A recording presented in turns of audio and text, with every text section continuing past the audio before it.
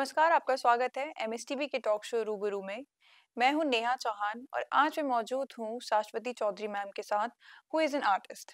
We welcome you ma'am. Thank you. And first of all happy women's day ma'am. Same to you also. Ma'am, आपकी painting जो है वो exhibit हुई थी, तो उसके बारे में आप कुछ बताइए।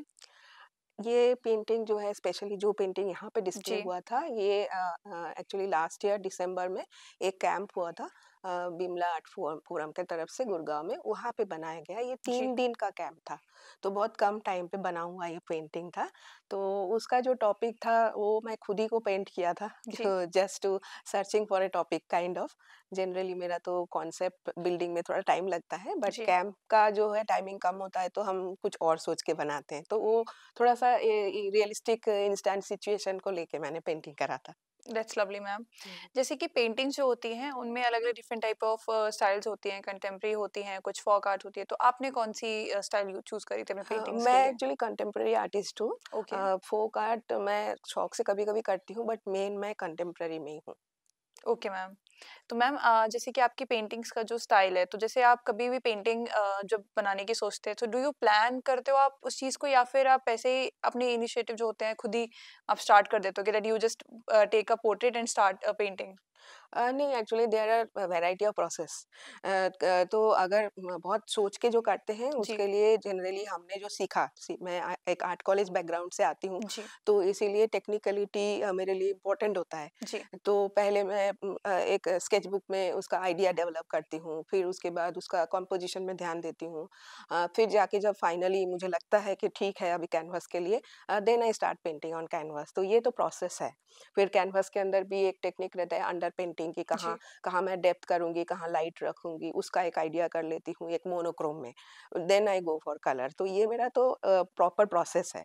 लेकिन कभी-कभी इंस्टेंट में होता है, और मिक्स मीडिया जब मैं करती हूँ, जी। उसमें कोई रूल फॉलो नहीं होता है। क्योंकि उसमें आप बहुत 3-4 मटेरियल आपके पास है, आप उसको अप्लाई करके कोई आइडिया डेवलप करते हो। तो उसका क्या होता है कि when you start, you don't know and में क्या होने वाला है। जी। ये भी एक प्रोसेस है। Okay. So moving on to next question, आपकी ये जर्नी कहाँ से शुरू हुई एज एन आर्टिस्ट? देखिए, मुझे आर्ट कॉलेज का कोई आइडिया नहीं था। तो ये जर्नी शुरू मेरा हुआ बचपन से। मैं ड्राइंग तो करती थी, but I never had any idea कि आर्ट कॉलेज करके कुछ है जी। दुनिया में और आर्ट की पढ़ाई होती है। ये कोई आइडिया नहीं था। मेरा साइंस फेवरेट सब्जेक्ट था, स्पेशली मैथ, तो इसीलिए मैं साइंस पढ़ रही थी। तो उसमें बहुत सारा सिटी चेंज हुआ था मेरा फैमिली पापा का ट्रांसफरेबल जॉब के लिए। तो इसीलिए और मेरे फैमिली में एक ट्रेंड था कि हमेशा म्यूज़ियम दिखाना। तो उससे क्या होता है कि एक आपको आर्ट एंड कल्चर के बारे में एक आइडिया होता है और एक लाइकिंग डेवलप होता है। जी। और मेरे पापा को भी मैं देखती थी, मम्मी को भी देखती थी, they both used to draw. पापा का कार्टून ड्राइंग करना था, मम्मी स्केच करती थी, तो मैं भी स्केच करती थी। लेकिन उन्होंने कभी हमें बताया नहीं कि आर्ट कॉलेज करके कुछ है। तो हो सकता है कि ऐसा कोई उनके तरफ से ये चीज़ नहीं था जी। आइडिया। तो कलकत्ता जाने के बाद भी हम बहुत सारे म्यूज़ियम्स देखे, और कलकत्ता सिटी थोड़ा-सा डिफरेंट है। तो मैं जब गई थी तो सारे फिर से म्यूज़ियम देखना, वहाँ का वो सिटी थोड़ा-सा ब्रिटिश टाइम पे बना था, तो आर्किटेक्चर्स भी डिफरेंट है। तो मेरे एक अंकल थे, उन्होंने मेरा स्केचिंग देखने के बाद उन्होंने कहा कि सब जगह तो देख रहे हो, लेकिन मैं एक अलग ही जगह पे तुम्हें ले जाता हूँ, तो उसको देखो, तुम्हें अच्छा लगेगा। तो उनका भी कोई आइडिया नहीं था कि मेरा जी। रिएक्शन क्या होगा। तो इंडियन म्यूज़ियम का ही लास्ट गेट जो है वो आर्ट कॉलेज है। तो म्यूज़ियम देख के हम वापस आते हैं, कभी उधर तो जाते नहीं हैं। ये actually one of the oldest art college in India जी। And Asia also. तो ये ब्रिटिश ने बनाया था। तो उस बिल्डिंग में जब हम गए, उस बिल्डिंग का जो ब्रिटिश ज़माने का जो आर्किटेक्चर स्टाइल है, और उसमें जो मूर्तियाँ रखी हुई थी, जो जी। ग्रीक स्कल्पचर्स, उसको देख के एक्चुअली आई स्टार्टेड क्राइंग। मुझे तब ऐसे लगा कि मुझे क्यों ऐसे किसी ने बताया नहीं कि ऐसा कुछ दुनिया है और ऐसा भी पढ़ाई होते हैं। तो maybe there was some connection. तो फिर अंकल को भी लगा कि कुछ करना चाहिए, तो फॉर्म मिल रहा था, उन्होंने फॉर्म लिया। बट उन्होंने ये भी बोला कि ये यहाँ पे बहुत जल्दी आसानी से नहीं मिलता है एडमिशन, तो you have to try and maybe you have to take training 1 year, लेकिन फिर भी एक बारी आप एग्ज़ाम दे दो। तो हुआ ऐसे, डेस्टिनी ऐसा था कि उसी बार मेरा एडमिशन हो गया, और वो था 1979। जी। तो उस ज़माने से अभी तक, मतलब इट्स मोर देन 40 इयर्स मेरा जर्नी चलता रहा। और उस टाइम 5 साल 7 साल लंबा कॉलेज होता था। 5 साल। हाँ, अभी तो 4 साल है, खत्म हो जाता है। उस टाइम 2 साल फाउंडेशन होता था, फिर हमें 7 साल लगा क्योंकि डिप्लोमा था जब मैंने एंट्री लिया, जी। फिर बाद में डिग्री में कन्वर्ट हुआ, तो हम फर्स्ट डिग्री बैच थे। लेकिन क्लासेस होते रहे, तो पेंटिंग के साथ-साथ मैंने प्रिंट मेकिंग, म्यूरल ये सारा कंपल्सरी सब्जेक्ट्स था, तो ये सब भी मैंने पढ़ा और डिग्री हो गया तो एस्थेटिक्स, हिस्ट्री ऑफ आर्ट, सो सारा कुछ कवर करने में मेरे ख्याल से those years were useful and meaningful for me. Okay, ma'am. Moving on to my next question. We are celebrating Women's Day. So, any three things you wanted to change in your perspective regarding women's? मतलब in society. In society Yes. सबसे पहले तो मुझे ये होगा कि women जो है ना उनको अलग तरीके से नहीं देखना है, वो भी एक इंसान है जी। और मेरे ख्याल से हर इंसान के अंदर एक मेल पार्ट फीमेल पार्ट होता है, तो इसीलिए उसको इग्नोर नहीं करके मतलब उसको एक अलग एंटिटी नहीं बनाना है, मतलब जी। जैसे एक होता है ना वुमेन एम्पावरमेंट, वुमेन्स डे, ये सारा थोड़ा सा मुझे लगता है कि थोड़ा अलग करने का होता है कि जैसे मेन स्ट्रीम से आप अलग हो, so we are celebrating you hmm. ऐसा एक फीलिंग भी कभी-कभी मेरे मन में आता है। जी। क्योंकि मेरे ख्याल से हमारे सोसाइटी में ये बहुत ज़्यादा देखते हैं कि हम वुमेन को देवी बनाते हैं, बट इन रियलिटी बहुत सारा कुछ उनके अगेंस्ट भी चलता है। सो जी। ये कॉन्ट्राडिक्टरी सिचुएशन है और उस कॉन्ट्रडिक्शन से हम निकल तभी सकते हैं जब हम उनको इंसान समझेंगे। बिल्कुल। जैसे मेन के अंदर भी सारी इच्छाएँ होते हैं, उ उनका करियर के लिए भी बहुत कुछ सपना होता है, same dream factor we also have. लेकिन हम हमें बचपन से उसको सप्रेस करने का एक सोसाइटी बना हुआ है और कुछ ऐसे आता है वो डायरेक्ट प्रीचिंग नहीं आता है। जी। आप अपने आप उसमें चले जाते हो, समझ में भी नहीं आता है, you you are being separated. ये चीज़ अगर सुधर जाता है ना बहुत कुछ अच्छा होता है। So that's the one thing. What about the second? Second thing है कि वुमेन के अंदर भी बहुत सारे प्रॉब्लम है क्योंकि वो अपने आप को बहुत ज़्यादा अपना सपना को लेके ज़्यादा सोचते नहीं हैं। उसको हमेशा एक बैक स्टेज में रख देते हैं, नहीं वो पहले है, वो पहले मतलब खुद का जो सपना है उसको उसके लिए भी तो आप काम करोगे ना, जी। तभी तो आपको मिलेगा। It's not everybody's fault. तुम्हारे अंदर जो है वो तुमसे ज़्यादा कोई नहीं जानता। तो उसको आगे बढ़ाने के लिए कुछ तो करो। जी। जैसे पेंटिंग में ये बहुत बहुत ज़्यादा समझ में आता है, जैसे आप कॉलेज से पढ़ के तो निकलते हो, लेकिन कंटेम्परेरी वर्ल्ड में क्या है कि you have to develop your own style. Own style develop करने के लिए अगर आप काम नहीं करोगे, who is going to do with you for you? No one. No one. तो यहाँ पे मुझे लगता है कि हमारी सोसाइटी के वुमेन जो है ना, वो खुद ही खुद के अगेंस्ट बहुत काम करते हैं जो जी। सुधरना चाहिए। And what about the third thing? Third thing है कि क्या बोलूँ मैं, काम के लिए कभी-कभी मैं देखती हूँ कि लेडीज़ बहुत सीरियस नहीं है। हो सकता है ये मेरा सेकंड थॉट से जुड़ा हुआ जी। बात है, बट थोड़ा पढ़ना चाहिए और I am not into too much of spirituality. Okay. ये भी मतलब मैं नेगेटिव उसमें नहीं बोलती हूँ, spirituality is a good thing, but too much of anything is not good. और स्पिरिचुअलिटी को लेके बहुत ज़्यादा वुमेन घुस जाते हैं। कई बार प्रैक्टिकलिटी से दूर, रियलिटी से दूर, थोड़ा-सा जुड़ा हुआ है, मैं पहले का क्वेश्चन आंसर से जुड़ा हुआ ही जी। बोल रही हूँ, but these are the related things जो हमें पीछे खींचता है। ट्रेडिशन हमें भी अच्छा लगता है, लेकिन उसके साथ प्रोग्रेसिव होना भी बहुत ज़रूरी है। प्रोग्रेसिव नहीं होने से आर्ट करना तो मुश्किल है, एंड स्पेशली कंटेम्परेरी आर्ट। जी।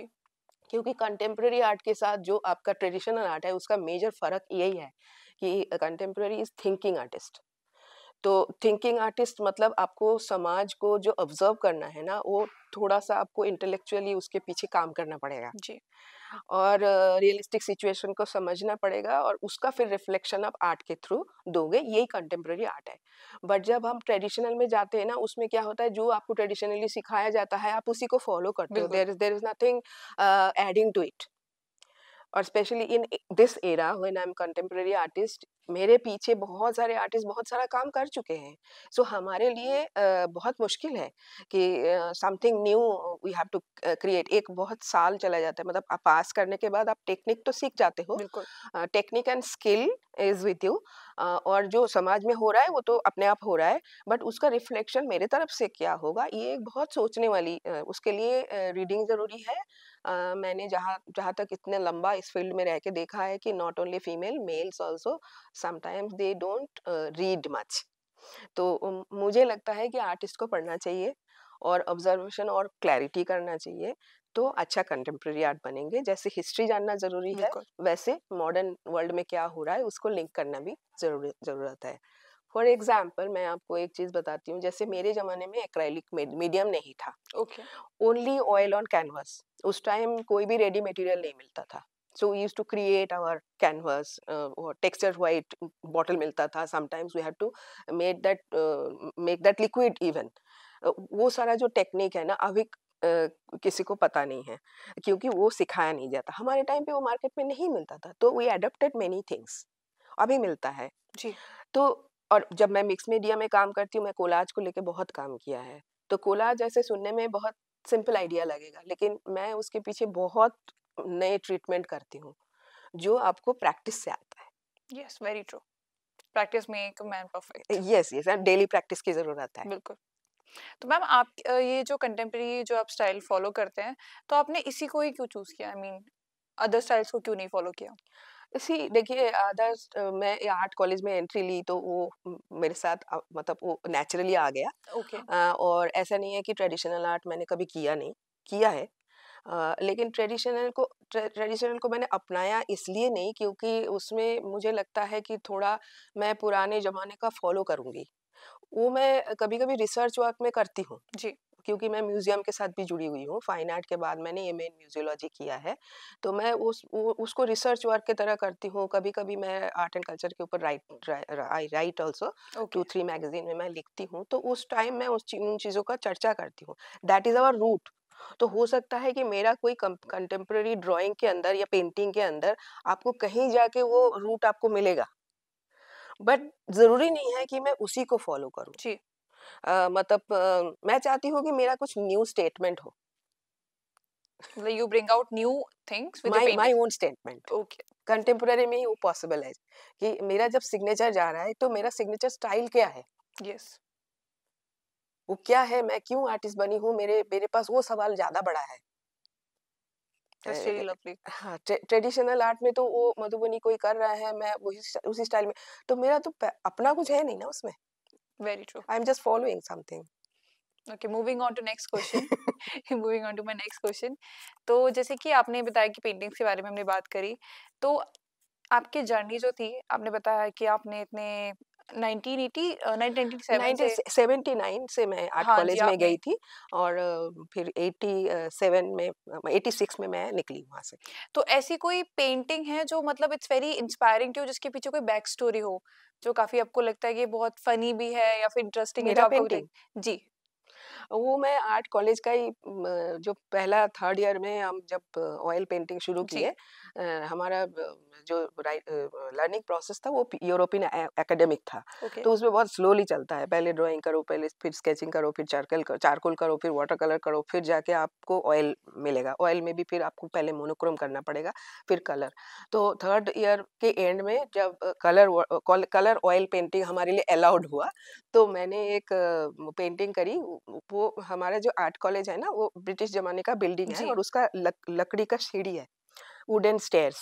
वो हमारे लिए बहुत ड्रीमी लगता है, और जो कॉलेज का वो जो सीढ़ी है ना, वो जी। कभी अनफॉरगेटेबल है। मतलब अभी भी हम जाते हैं तो वो हमारे लिए नॉस्टैल्जिया है। तो हम लोग कभी-कभी हम स्पोर्ट्स भी करते थे ना कॉलेज में, तो बॉल लेके खेलना ये सब भी स्टूडेंट लाइफ में होता जी। था। तो शाम तक काम कर रहे थे, तो एक बॉल ऊपर से किसी ने फेंका था, और फिर वो सीढ़ी में ड्रॉप होते-होते नीचे जा रहा था, तो बॉल तब हवा में था, उसका शैडो जो सीढ़ी में आया था, और वुडन स्टेयर पे लाल कारपेट होता है, हुँ। उसको लेके मैंने किया था। तो बहुत इंटरेस्टिंग एक मेमोरी है। That's lovely ma'am. So any message you wanted to give to our viewer, especially to the young girls on this special day? Young girls, I think I have enough told you what Okay, for the they should viewers. do. As an artist point of view, I think कोई भी profession में आप हो, थोड़ा सा अगर art में भी अपना कुछ करे तो वो अच्छा रहेगा, क्योंकि क्रिएटिव प्रैक्टिस जो है ना, आपको बहुत चैलेंजेस का सामना करते हैं, तो थोड़ा हमारा ह्यूमिलिटी, हमारा जो लिमिटेशन जो होता है वो हमारे सामने आते हैं। तो sometimes that makes us humble. तो हम्बलनेस बहुत ज़रूरी है। Thank you so much, ma'am, for sharing such an insightful session with me. Thank you so much. Thank you so much. You're watching MS TV Talk Show Rubaru with Neha Chauhan.